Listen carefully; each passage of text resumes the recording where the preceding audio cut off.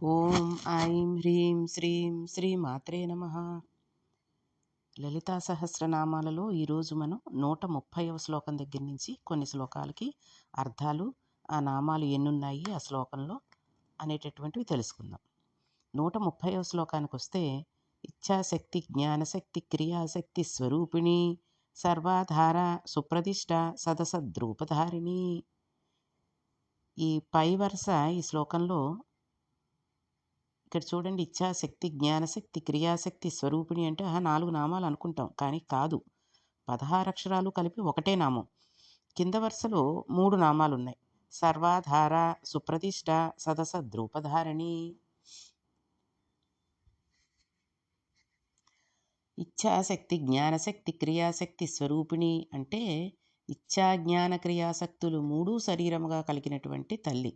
సర్వాధార సర్వజగత్తులు ఆధారముగా కలది.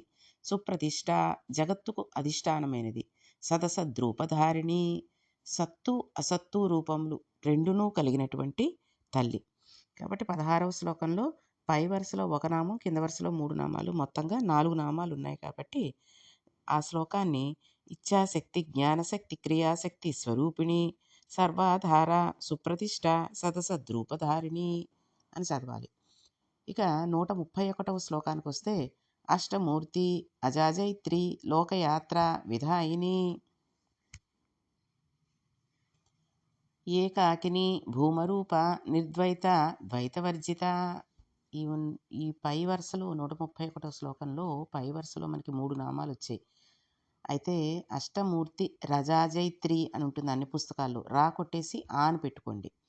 అష్టమూర్తి అజాజైత్రి లోకయాత్ర విధాయిని ఏకాకిని భూమరూప నిర్ద్వైత్వ ద్వైతవర్జిత.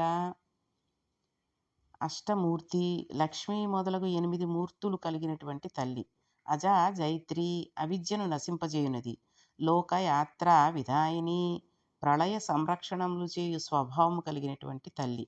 ఏకాకిని అద్వితీయురాలు. భూమరూప భూమరూప అంటే బ్రహ్మస్వరూపురాలు. నిర్ద్వైత ద్వైతభావము లేనిది. ద్వైతవర్జిత ఎల్లప్పుడూ భేదము లేనటువంటి తల్లి. కాబట్టి 131వ శ్లోకాన్ని అష్టమూర్తి అజాజైత్రి లోకయాత్ర విధాయిని ఏకాకిని భూమరూప నిర్ద్వైత ద్వైతవర్జిత అని చదవాలి. 132వ శ్లోకానికి వస్తే, అన్నద వసుధ వృద్ధ బ్రహ్మైత్యైక స్వరూపిణి బృహతి బ్రాహ్మణి బ్రాహ్మి బ్రహ్మానంద బలిప్రియ. ఇందులో ఈ శ్లోకంలో పై వరుసలో 4 నామాలు, కింద వరుసలో 5 నామాలు, మొత్తంగా 9 నామాలు వచ్చాయి. అన్నద ప్రజలకు అన్నం ఇచ్చినది. వసుధ ధనమునిచ్చినది. వృద్ధ వృద్ధురాలు. వృద్ధురాలు అంటే ముసలావిడని కాదు, ఎప్పటి తల్లో అమ్మలగన్నయమ్మ. ఎంతమంది అమ్మలను కన్నదో ఆ అమ్మ. బ్రహ్మాజైక స్వరూపిణి చైతన్యముతో జీవులందరూ ఐక్యమును పొందుటయే తన నిజస్వరూపముగా కలిగినటువంటి తల్లి. బృహతి గొప్పవానికి అన్నిటికంటే గొప్పది. బ్రాహ్మణి బ్రాహ్మణ స్త్రీ అయినటువంటిది. బ్రాహ్మి బ్రహ్మ చైతన్య స్వరూపురాలు. బ్రహ్మానంద బ్రహ్మానందము కలిగినది, అంటే మహాదానందం కలిగినటువంటి తల్లి. బలిప్రియ వామనమూర్తి స్వరూపురాలు. అన్నద వసుధ వృద్ధ బ్రహ్మచైక స్వరూపిణి బృహతి బ్రాహ్మణి బ్రాహ్మి బ్రహ్మానంద బలిప్రియ. ఈ రకంగా 132వ శ్లోకాన్ని చదవాలి. 133వ శ్లోకానికి వస్తే, భాషారూప బృహస్సేన భావ భావ వివర్జిత సుఖారాధ్య శుభకరి శోభన సులభాగతి.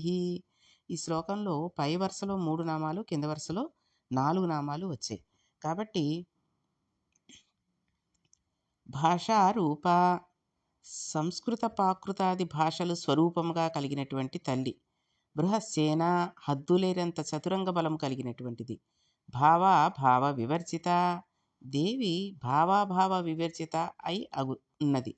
సుఖారాధ్య ఉపవాసాదికాయ క్లేశములు లేకుండా సుఖముగా పూజింపదగినది. అంటే మనం ఉపవాసం ఉండాలి, ఈవిడికి పూజ చేస్తే ఈరోజు అన్నం తినకూడదు, ఈరోజు చెయ్యకూడదు అనేది ఏం ఉండదు. ప్రశాంతంగా హాయిగా చక్కగా స్నానం చేసి శుభ్రమైన ఉతికారేసిన బట్టలు కట్టుకుని ఆవిడికి పూజ చేసేయచ్చు. శుభకరి, శుభకరి అంటే పుణ్యమును కలిగించినది. శోభన, శోభన అంటే మంచి కళకళలాడుతూ ఉండేటటువంటి తల్లి. సులభాగతి, పురుషార్థ రూపము సుఖోపాస్యముగా గమ్యస్థానం అయినటువంటి తల్లి. కాబట్టి 133వ శ్లోకాన్ని భాషారూప బృహస్సేన భావాభావ వివర్జిత సుఖారాధ్య శుభకరి శోభన సులభాగతి అని చదవాలి. ఇక 134వ శ్లోకానికి వస్తే రాజరాజేశ్వరి రాజ్యదాయిని రాజ్యవల్లభ రాజత్కృప రాజపేట నివేశిత నిజాశ్రిత. ఈ శ్లోకంలో పై వరుసలో 3 నామాలు, కింద వరుసలో 2 నామాలు వచ్చాయి. రాజరాజేశ్వరి రాజరాజుల కుబేరాదులకు ఈశ్వరి, రాజ్యదాయిని స్వర్గాధిపత్యము మున్నగున్న వాణిని ఇచ్చేటటువంటి తల్లి, రాజ్యవల్లభ స్వర్గాది రాజ్యములందు ఇష్టము కలిగినటువంటి తల్లి, రాజత్కృప ప్రకాశించుచున్నటువంటి దయ కలిగినటువంటి తల్లి రాజత్కృప అంటే, రాజపేట నివేశిత నిజాశ్రిత తనను ఆశ్రయించుకున్న ఉన్న భక్తులకు రాజసింహాసనములను కలిగించేటటువంటి తల్లి. అంటే వాళ్ళకి ఎక్కడ లేని ఐశ్వర్యాన్ని ఇచ్చేస్తుందన్నమాట. కాబట్టి 134వ శ్లోకం మనం రాజరాజేశ్వరి రాజ్యదాయిని రాజ్యవల్లభ రాజత్కృప రాజపీఠ నివేశిత నిజాశ్రిత అని చదవాలి. ఇక 135వ శ్లోకానికి వస్తే రాజ్యలక్ష్మీ కోసనాథ చతురంగ బలేశ్వరి సామ్రాజ్యదాయిని సత్యసంధ సాగరమేఖల. ఈ శ్లోకంలో పై వరుసలో 3 నామాలు, కింద వరుసలో కూడా 3 నామాలు వచ్చాయి. అంటే మొత్తంగా 6 నామాలు కలిగిన శ్లోకం ఇది.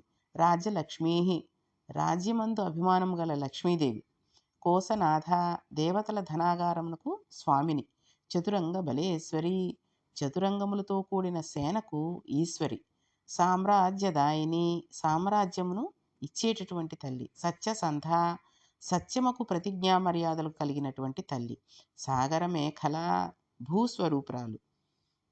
కాబట్టి 135వ శ్లోకాన్ని రాజ్యలక్ష్మీ కోసనాథ చతురంగ బలేశ్వరి సామ్రాజ్యదాయిని సత్యసంధ సాగర మేఖల అని చదవాలి. ఇక 136వ శ్లోకానికి వస్తే దీక్షిత దైత్యసమని సర్వలోక వసంకరి సర్వార్థదాత్రి సావిత్రి సచ్చిదానందరూపిణి. ఈ శ్లోకంలో పై వరుసలో 3 నామాలు, కింద వరుసలో 3 నామాలు వచ్చాయి. దీక్షిత జ్ఞానమును కలిగించు దీక్ష గలవాని స్వరూపమైనటువంటి తల్లి, దైత్య సమని మండాది రాక్షసులను నశింపజేసినది. దైత్యులు అంటే రాక్షసులు.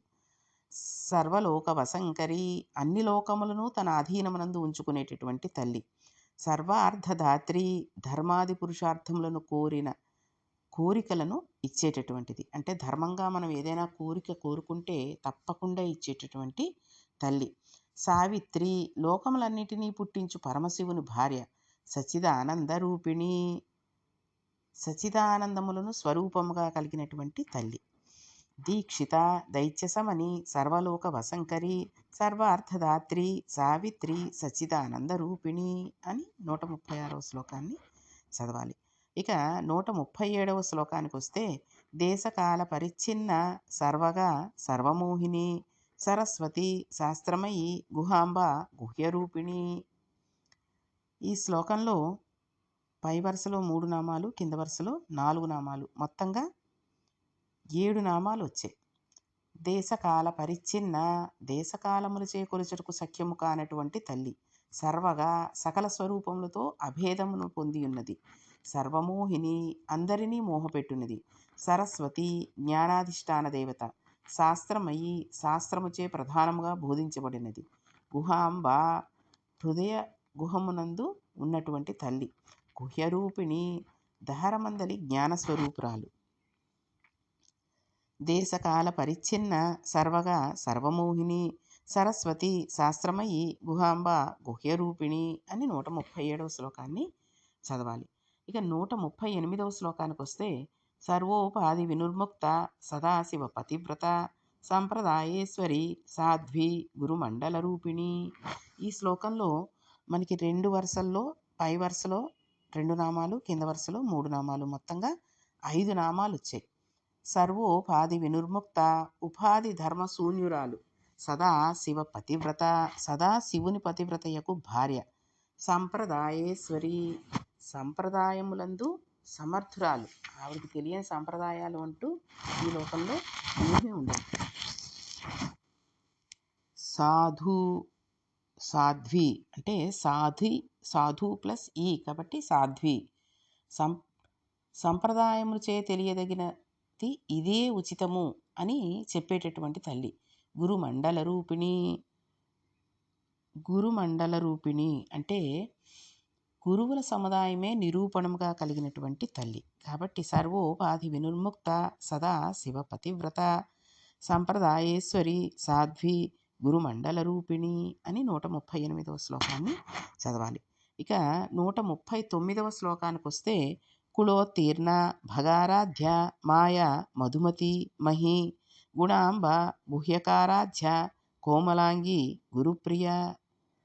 ఈ శ్లోకంలో పై వరుసలో 5 నామాలు, కింద వరుసలో 4 నామాలు, మొత్తంగా 9 నామాలు. ఒక్కొక్క శ్లోకం చూడండి, మనం ఎన్ని నామాలు విదిలేసి అన్ని శ్లోకాలు 4 నామాల కిందే చదివేస్తున్నాం. కాబట్టి ఇక ముందు అలా చదవకుండా చక్కగా ఏ నామానికి ఆ నామం మనం తెలుసుకుందాం.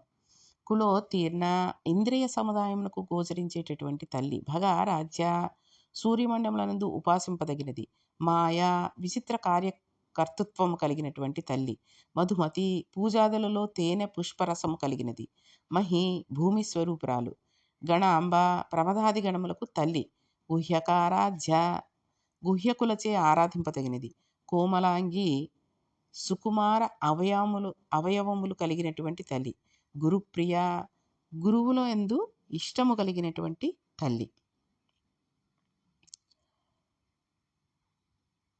కాబట్టి 139వ శ్లోకాన్ని మనం కులోత్తీర్ణ, భగారాధ్య, మాయ, మధుమతి, మహి, గణాంబ, గుహ్యకారాధ్య, కోమలాంగి, గురుప్రియ అని చదవాలి. ఇక 140వ శ్లోకానికి వస్తే స్వతంత్ర, సర్వతంత్రేసి, దక్షిణామూర్తి రూపిణి, సనకాది సమారాధ్య, శివజ్ఞాన ప్రదాయిని. ఈ శ్లోకంలో మనకి పై వరుసలో 3 నామాలు, కింద వరుసలో 2 నామాలు, మొత్తంగా కలిపి 140వ శ్లోకంలో 5 నామాలు వచ్చాయి. స్వతంత్ర, పరాధీనము లేనటువంటిది. సర్వతంత్రేసి, 64 తంత్రములకు స్వామిని. దక్షిణామూర్తి రూపిణి, దక్షిణామూర్తి స్వరూపముగా కలిగినటువంటి తల్లి. సనకాది సమారాధ్య, సనకాది మహాయోగులచే ఉపాసింపదగినది. శివజ్ఞాన ప్రదాయిని, శివుని గూర్చిన జ్ఞానమును అధికముగా ఇచ్చేటటువంటి తల్లి. కాబట్టి 140వ శ్లోకాన్ని మనం స్వతంత్ర, సర్వతంత్రేసి, దక్షిణామూర్తి రూపిణి, సనకాది సమారాధ్య, శివజ్ఞాన ప్రదాయిని అని చదవాలి. ఇక 141వ శ్లోకానికి వస్తే చిత్కళ, ఆనందకలిక, ప్రేమరూప, ప్రియంకరి, నామపారాయణ ప్రీత, నంది విద్య, నటేశ్వరి. ఈ శ్లోకంలో పై వరుసలో 4 నామాలు, కింద వరుసలో 3 నామాలు, మొత్తంగా 7 నామాలు వచ్చాయి. అయితే చిత్కళానంద కలిక అని ఉంది, లాకి పక్కన 2 అంకి ఉంది. కాబట్టి చిత్కళాకి ఒక నామం, నందకలికకి ముందు ఆ 2 ఆ పెట్టుకోండి. ఆనందకలిక 2 అంకి ఉంటే ఆ అని అర్థం, 2వ ఆ అని అర్థం. కాబట్టి చిత్కళ ఆనందకలిక అని రాసుకోండి అక్కడ. కాబట్టి చిత్కళ అంటే అఖండ చైతన్యములోని అంశము కలిగినటువంటిది. ఆనందకలిక అఖండానందములో అంశ మాత్రమే కలిగినది. ప్రేమరూప, ప్రేమయే స్వరూపముగా కలిగినటువంటి తల్లి. ప్రియంకరి, భక్తులకు ఇష్టమును చేయునది. నామపారాయణ ప్రీత, సహస్రనామ పారాయణముచే సంతోషించేటటువంటి తల్లి. నంది విద్య, నందికేశ్వరుడు ఉపాసించి ఉన్నటువంటి విద్యాస్వరూపురాలు. నంది విద్య, నటేశ్వరి, నటేశ్వరి అంటే చిదంబర నటేశ్వరిని అనుకరించేటటువంటి తల్లి. కాబట్టి నామపారాయణ ప్రీత, నామాలు చదివినంత మాత్రాన్నే, మనసులో అనుకున్నంత మాత్రాన్నే సంతోషించేది. కాబట్టి ఈ లలితా సహస్రనామ పారాయణం చేసుకుందాం. చిత్కళ ఆనందకలిక ప్రేమరూప ప్రియంకరి నామ పారాయణ ప్రీత నంది విద్య నటేశ్వరి. ఇక 142వ శ్లోకానికి వస్తే మిథ్యా జగదధిష్టాన ముక్తిద ముక్తిరూపిణి లాస్యప్రియ లయకరి లజ్జ రంభాదివందిత. ఈ శ్లోకంలో పై వరుసలో 3 నామాలు, కింద వరుసలో 4 నామాలు, మొత్తంగా 7 నామాలు ఉన్నాయి. మిథ్య జగదధిష్టాన అసత్యమగు జగత్తు భాషించుటకు ఆధారమైనది. ముక్తిద మోక్షమునిచ్చినది. ముక్తిరూపిణి మోక్షమే స్వరూపంగా కలిగినది. లాస్యప్రియ నర్తన, లాస్యము అంటే నర్తించడం, నర్తన ఇష్టమైనది. లయకరి చిత్రములను లయింపజేయనది. లజ్జ లజ్జారూపురాలు. రంభ ఆదివందిత రంభామున్నగు అప్సర స్త్రీలచే నమస్కరించబడినది. కాబట్టి 142వ శ్లోకాన్ని మనం మిథ్యా జగదధిష్టాన ముక్తిద ముక్తిరూపిణి లాస్యప్రియ లయకరి లజ్జ రంభాదివందిత అని చదవాలి. ఇక 143వ శ్లోకానికి వస్తే భవదా వసుధా వృష్టి పాపారణ్యధవానల దౌర్భాగ్య తూలవాతూల జరత్వాంతర విప్రభ. అంటే ఈ శ్లోకంలో పై వరుసలో 2 నామాలు, కింద వరుసలో 2 నామాలు వచ్చాయి. కాబట్టి భవదా వసుధా వృష్టి సంసారమనుడు దావాగ్నిని సాధింపజేయు అమృత వర్ష స్వరూపురాలు. పాపారణ్య దవానల పాపములనేడు అరణ్యమునకు దావాగ్ని వంటిది. దౌర్భాగ్య తూలవాతూల దారిద్ర్యము అనేది దూదికి సుడిగాలి వంటిది. జరద్వాంతర విప్రభ సూర్యకాంతి చీకటిని పోగొట్టినట్టుగా దేవి ముసలితనమును చీకటిని పోగొట్టును. అంటే ముసలితనం రాకుండా ఉండడం అంటే వృద్ధాప్యంలో మనకి ఏమీ చేసుకోలేని పరిస్థితి వచ్చేస్తుంది. కాబట్టి అలా రాకుండా వృద్ధాప్యంలో కూడా మనకి ఓపికగా ఉండి భగవన్నామ స్మరణ చేసుకునేటటువంటి శక్తిని ఇచ్చేటటువంటి తల్లి. కాబట్టి 143వ శ్లోకాన్ని మనం భవదా వసుధా వృష్టి పాపారణ్య దవానల దౌర్భాగ్య తూలవాతూల జరత్వాంతర విప్రభ అని చదవాలి. ఇక 144వ శ్లోకానికి వస్తే భాగ్యాబ్ది చంద్రిక భక్త చిత్తకేకి ఘన రోగ పర్వత దంభోళి మృత్యుదారు కుఠారిక. ఈ శ్లోకంలో పై వరుసలో 2 నామాలు, కింద వరుసలో 2 నామాలు ఉన్నాయి. మొత్తంగా 4 నామాలు కలిగినటువంటి శ్లోకం ఇది.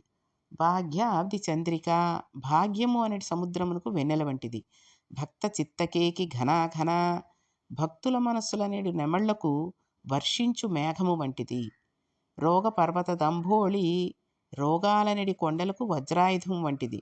మృత్యుదారు కుఠారిక మృత్యు అనేడు కట్టెలకు గొడ్డలు వంటిది అని అర్థం వస్తుంది. కాబట్టి 144వ శ్లోకాన్ని మనం భాగ్యాబ్ది చంద్రిక భక్త చిత్తకేకి ఘన రోగ పర్వత దంభోళి మృత్యుదారు కుఠారిక అని 4 నామాలుగా చదవాలి. ఇక 145వ శ్లోకానికి వస్తే మహేశ్వరి మహాకాళి మహాగ్రాస మహాసన అపర్ణ చండిక చండముండాసుర నిషూధిని. ఈ శ్లోకంలో పై వరుసలో 4 నామాలు, కింద వరుసలో 3 నామాలు, మొత్తంగా 7 నామాలు వచ్చాయి. మహేశ్వరి అంటే చాలా గొప్ప ఈశ్వరి. మహాకాళి మిక్కిలి నల్లనైనటువంటిది. మహాగ్రాస అపరిమితముకు తిండి కలిగినటువంటిది. మహాసన చరాచర జగత్తు అంతయు ఆహారముగా కలిగింది. అపర్ణ నాశము లేనిది అంటే పతనము లేనిది కాబట్టి అపర్ణ. చండిక భక్తి లేని వారి యందు కోపం కలిగినటువంటిది. చండముండ అసుర నిషూధిని చండాముండులు అనేటటువంటి రాక్షసులను సంహరించినటువంటి తల్లి. కాబట్టి 145వ శ్లోకాన్ని మనం మహేశ్వరి మహాకాళి మహాగ్రాస మహాసన అపర్ణ చండిక చండముండ అసుర నిషూధిని అని చదవాలి. కాబట్టి ఈరోజు 145 శ్లోకాలకి మనం ఎన్ని నామాలు ఉన్నాయి ఒక్కొక్క శ్లోకానికి వాటి అర్థాలు తెలుసుకున్నాం. రేపు మిగిలిన శ్లోకాల్లో కొన్నిటిని వాటి అర్థాలని ఏ రకంగా చదవాలి అనే విషయాలని తెలుసుకుందాం. ఓం ఐం హ్రీం శ్రీం శ్రీ మాత్రే నమః.